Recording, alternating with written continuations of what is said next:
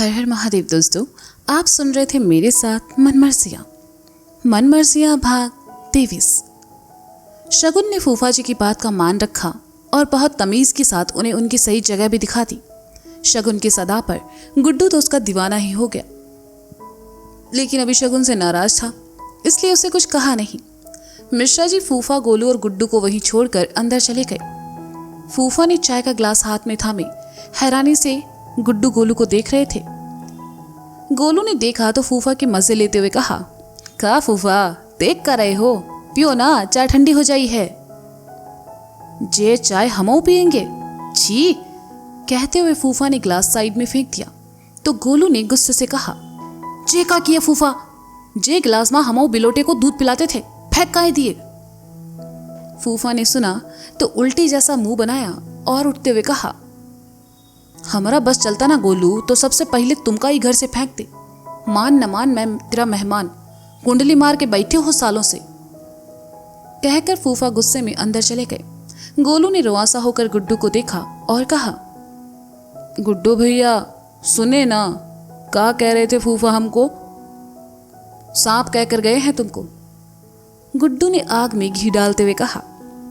गोलू ये सुनकर और ज्यादा चिढ़ गया और कहा, हाँ तो साला किसी दिन ऐसी जगह काटेंगे ना कि फूफा भी याद रखी है। गुड्डू गोलू को कुछ कहता, इससे पहले गोलू का फोन फिर बजा। देखा है पहली बार साजन की आंखों में प्यार। अबे गोलू देख लो, तब से तुम्हारा फोन बजे जा रहा है, कोनो जरूरी फोन भी हो सकता है, गुड्डू ने कहा और अंदर चला गया। गोलू ने जेब से फोन निकाला और स्क्रीन पर अननोन नंबर देखकर फोन कान से लगाकर कहा, हाँ बे, कौन बोल रहा है? हमाऊ शांतिलाल बोल रहे हैं, अकबरपुरा से। दूसरी तरफ से आवाज आई, हाँ तो हम का तुम्हारी जोधा हैं, फोन काहे किए हो जे बताओ। गोलू ने उखड़े स्वर में कहा, ए भैया, हमाऊ जे पूछ रहे कि 5 दिन का जगराता है हमरे गांव में, तो मा टेंट लगवा दोगे? हमारे फूफा बताए रहे आपका कानपुर में बड़ा नाम है टेंट लगाने में, कल फ्री हो तो आ जाओ, पैसा एडवांस दे देंगे, शांतिलाल ने कहा। गोलू ने जैसे ही फूफा का नाम सुना उसे गुड्डू के फूफा की याद आ गई और साथ ही अपने किए सारे कांड भी। तो उसने कहा, एडवांस भले ही ना दो, पर टेंट लगाने की एक तो शर्त है हमारी। का भैया? शांतिलाल ने पूछा। जे साला फूफा हमको कल वहां दिखना नहीं चाहिए, कहा है कि जिंदगी में बहुत चरस बो रखी है जी फूफाओं ने, गोलू ने किलसते हुए कहा। अरे भैया, जे का कह रहे हैं, फूफा जी ही तुरंत जगह रखवाए हैं, और चिंता नहीं कीजिए, फूफा जी बहुत ही अच्छे आदमी हैं, आप मिलिएगा तो खुश हो जाइएगा, शांतिलाल ने कहा। नहीं भैया, हमका इतनी खुशी नहीं चाहिए, अपना नाम पता हमको व्हाट्सएप कर दो, हम कल लड़के लोगन को भेज देंगे, गोलू ने कहा और फोन काट दिया। गोलू ने फोन जेब में रखा और जैसे ही उसका हाथ गर्दन पर गया तो उसे याद आया कि खारी वाले से चेन भी तो छुड़वानी है। गोलू ने अपनी जेब टटोली तो उसमें रखे सभी नोट मिला के सिर्फ 700 रुपए बने। खारी वाले को 2000 देना था। अब गोलू 1300 कहाँ से लाए? घर जा नहीं सकता था क्योंकि वहां सवाल जवाब करने के लिए गुप्ता जी मौजूद थे। गुड्डू से मांग नहीं सकता था क्योंकि गुड्डू से पैसे मांगता तो गुड्डू को सब बताना पड़ता और फिर 4 बातें भी सुननी पड़ती। गोलू को मिश्रा जी की याद आई तो वह पलटा और अंदर चला आया। गोलू को मिश्रा जी सामने ही मिल गए तो गोलू उनके पास आया और कहा, 2000 उधार दे दो, लौटा देंगे 1-2 दिन में। अच्छा, ये कहते हुए गोलू साइड में खड़ा हो गया, मिश्रा जी की तरफ देखा तक नहीं। मिश्रा जी ने गोलू को सर से लेकर पांव तक देखा और कहा, किस खुशी में? गोलू मिश्रा जी की तरफ पलटा और कहा, किस खुशी में का? उधार मांग रहे हैं, दे देंगे, और वैसे देखें तो 5000 बनता है फूफा को उठाने का, आप डिस्काउंट मार के 2000 दे दो। मिश्रा जी को अपना कांड याद दिलाकर गोलू ने अपने पैर पर कुल्हाड़ी नहीं मारी थी, बल्कि अपना पैर ही आरा मशीन में दे दिया था। पुलिस स्टेशन में जो तमाशा गोलू ने किया वो मिश्रा जी घर आते आते भूल चुके थे, लेकिन गोलू ने उन्हें फिर से याद दिला दिया। मिश्रा जी ने गोलू को देखा और कहा, दुई काहे, तुमको तो हम पूरा 5000 देंगे गोलू, वो भी पूरा सूद समेत, जरा वो हमरे चप्पल उठाई दो। गोलू 2 सीढ़ियां नीचे आया, मिश्रा जी की चप्पल उठाई, लेकिन अगले ही पल उसे याद आया कि इसका इस्तेमाल उसी की पीठ पर होना है। उसने गुस्से से चप्पल को जमीन पर फेंका और मिश्रा जी के सामने आकर सीना तान कर कहा, चचा, हर बार बेवकूफ नहीं बनेंगे। मिश्रा जी ने एक थप्पड़ गोलू के गाल पर रसीद किया और कहा, तो तुम का सोचे, हम थप्पड़ नहीं मार सकते। एक हाथ के हो गोलू, अभी झपड़िया दिए जाओगे ना तो पता चलेगा पंजीरी कहां बट रही है। अब हम का किए? गोलू ने हाथ गाल से लगाए चिल्लाकर कहा। मिश्रा जी ने गोलू को घूरा और दबी आवाज में कहा, पूरे कानपुर में हमारी नाम की छीछा लेदर करवा कर पूछ रहे हो हम का किए? जिंदगी में इट्ठो काम दिए रहे तुमको, पर वहां भी तुम हक दिए गोलू। चिल्ला चिल्ला कर हमरे नाम का ढोल काहे पीट रहे थे जे बताओ? मतलब कोनो अक्कल वक्कल ना है तुमको? मुंह खूंच देंगे तुम्हारा गोलू अगर जे बात अब बाहर निकली तो। हमारी बुद्धि पर पत्थर पड़ गए जो तो तुमसे मदद मांग लिए। अरे हमाऊ तो सब सही किए रहे, अब फूफा कलेशी निकला हुआ हम का करे? सर आपके और फूफा के चक्कर में आपसे, गुड्डू भैया से, अपने बाप से, यादव जी की भैंसिया तक से 15 थप्पड़ खा चुके हैं। वही हिसाब से 2000 नहीं तो 1500 ही दे दो। इट्ठो पैसा नहीं देंगे हम तुमको। कसम से गोलू, अम्मा नहीं ना गुजरी होती ना तो खाल उधेड़ के ढोलक बना देते तुमरा। खाना खाना है तो खाओ वरना भाग जाओ यहां से, कहकर मिश्रा जी अंदर चले गए। गोलू रुआंसा हो गया और कहा, साला ये सही है, पहले कुत्तों की तरह धुलाई करेंगे और फिर कहेंगे आओ गोलू तुमको सुखा देते हैं। पैसा तो नहीं मिला, चलकर खाना ही खा लेते हैं। गोलू अंदर चला आया। घर के आंगन में मिश्राइन और शगुन को छोड़कर सब लोग बैठकर खाना खा रहे थे। सभी लोग 2 लाइनों में आमने सामने बैठे थे और बीच में आने जाने के लिए जगह खाली थी। गोलू भी गुड्डू की बगल में आ बैठा।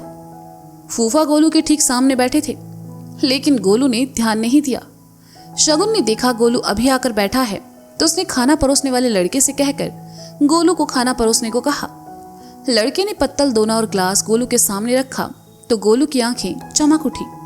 बेचारा 2 दिन के बाद सुकून से खाना खाने वाला था, वरना अब तक तो सबसे लात घुसे ही खा रहा था। लड़के ने दोने में आलू टमाटर की सब्जी डाली, रायते का ग्लास रखा और फूली फूली 2 पूड़ी रखकर जैसे ही जाने लगा, गोलू ने कहा, ए भैया 2 पूड़ी और दे दो। कहा है जब से ददिया गुजरी है ठीक से खाना तक ना खाए हैं। तो ददिया कौन सा तुम्हारी पत्तल लेकर मरी है? गोलू के सामने बैठे फूफा ने कहा तो गोलू ने देखा और उसकी भूख ने वही दम तोड़ दिया। लड़के ने गोलू की पत्तल में 2 पूड़ी और रख दी और वहां से चला गया। गोलू ने फूफा को देखा तो फूफा ने पूड़ी को हाथ में उठाया और पत्तल में पटक कर उसमें सब्जी भरकर उसे उंगलियों में दबोच कर पूरी की पूरी पूड़ी मुंह में रख ली, जैसे वे इशारों इशारों में गोलू से कह रहे हो कि ऐसा ही हाल तुमरा करूंगा गोलू। अब गोलू ऐसे में कहाँ पीछे रहने वाला था। उसने भी पूड़ी उठाई और दोनों हाथों से खींच कर उसके 2 टुकड़े कर दिए, जैसे फूफा से कह रहा हो कि ऐसा कुछ सोचे बिना फूफा तो फाड़ कर रख देंगे। फूफा ने गोलू को घूरा तो गोलू ने एक हाथ में रायते का ग्लास पकड़ा और दूसरे हाथ से पत्तल उठाते हुए कहा, हमको ना उल्टी आ रही है। उल्टी का नाम सुनकर ही फूफा को उबकाई आई और उनको खाते खाते ही उठकर भागना पड़ा। गोलू सबसे लास्ट में आकर बैठ गया। उसने जल्दी जल्दी खाना खाया क्योंकि अब उसे अपनी चेन की चिंता होने लगी थी। शगुन ने गोलू की प्लेट में 2 पूड़ी और रखी और कहा, गोलू जी आराम से खाइए, और कुछ चाहिए तो बताइएगा। गोलू ने शगुन को देखा और कहा, बस इट्ठो आप ही हो जो ई घर में हमारी इतनी इज्जत करती हो। क्या गोलू जी आप भी, शगुन ने कहा और चली गई। गोलू ने खाना खाया और अपनी जूठी पत्तल ग्लास लेकर पीछे आंगन में रखे ड्रम में डाल दिया। हवा की वजह से पत्तल में पड़ी सब्जी के कुछ छींटे गोलू की आंख में आ गिरे। वह आंखें मसलता वॉश बेसिन के पास आया और अपनी आंखें धोने लगा। आंख धोने के बाद भी गोलू गले में पड़े गमछे से उसे पोंछ रहा था। शगुन किसी काम से पीछे आई। उसने गोलू को देखा तो ऐसा लगा जैसे गोलू रो रहा हो। शगुन गोलू के पास आई और उसकी बाह छूकर कहा, क्या हुआ गोलू जी, आप रो क्यों रहे हैं? अरे कुछ नहीं भाभी, ऊपर। गोलू ने इतना ही कहा कि उसके खुराफाती दिमाग में एक आइडिया आया और उसकी बत्ती चली और उसने मन ही मन खुद से कहा, अगर हम भाभी से झूठ बोल के 2,000 मांग ले तो क्या गलत है? हमें चेन मिल जाएगी और के बाद हम घर से पैसे लाकर भाभी को लौटा देंगे। जियो गोलू का मस्त प्लान है, लेकिन भाभी तुमको 2,000 काहे देगी? अरे इमोशनल ड्रामा करो, भाभी मान जाई है। गोलू मन ही मन अपने प्लान पर खुश हो रहा था और शगुन उसे देखकर परेशान। गोलू को खामोश देखकर शगुन ने कहा, गोलू जी बताइए ना क्या हुआ, आप रो क्यों रहे हैं? कुछ हुआ है क्या? पिंकी तो ठीक है ना? गोलू ने आंखों में जबरदस्ती के आंसू लाकर कहा, अब क्या बताएं भाभी, हमारे जीवन में बहुत परेशानी है। 2,000 रुपए की बहुत सख्त जरूरत थी। गुड्डू भैया और मिश्रा जी से मांग नहीं सकते। कहा है कि कल ही मिश्रा जी की अम्मा गुजरी है, ऐसे में घर में पैसे की जरूरत पड़ती है। बस अपनी मजबूरी पर रोना आ रहा है। शगुन गोलू की बातों में आ गई और कहा, अरे अरे बस इतनी सी बात, मुझसे कहा होता आप यहीं रुकिए, मैं अभी आई। शगुन के पलटते ही गोलू ने मारे खुशी के जैसे ही हवा में हाथ उठाए। शगुन पलटी, गोलू के हाथ पैर कुछ देर के लिए हवा में ही रह गए। उसने जल्दी से अपने हाथों को नीचे किया और बांधकर सर झुकाकर कहा, हाँ भाभी, 2 काफी होंगे या ज्यादा दें? देखिए अगर आपको ज्यादा की जरूरत है तो मैं ज्यादा दे देती हूँ। शगुन ने कहा, अरे नहीं नहीं भाभी, बस 2,000। गोलू ने कहा। शगुन ने हामी में सर हिलाया और वहां से चली गई।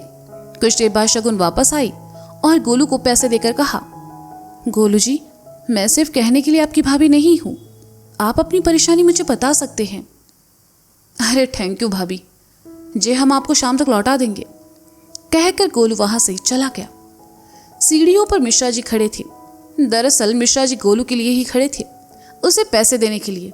लेकिन उससे पहले गोलू ने जब मिश्रा जी को सीढ़ियों पर देखा तो उनके बगल में आया और शगुन के दिए 500-500 के 4 नोट हाथ में लेकर उनसे अपने चेहरे पर हवा करते हुए मिश्रा जी के सामने से गुजर गया।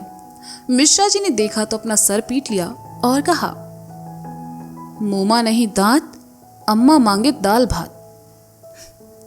तो दोस्तों ये था मनमर्जियां भाग 23। और क्या लगता है आपको, क्या गोलू सही सलामत अपनी चेन वापस ले पाएगा या होगा बेचारे के साथ फिर से कोई कांड? जानने के लिए सुनते रहिए मनमर्जियां मेरे साथ। Bye bye.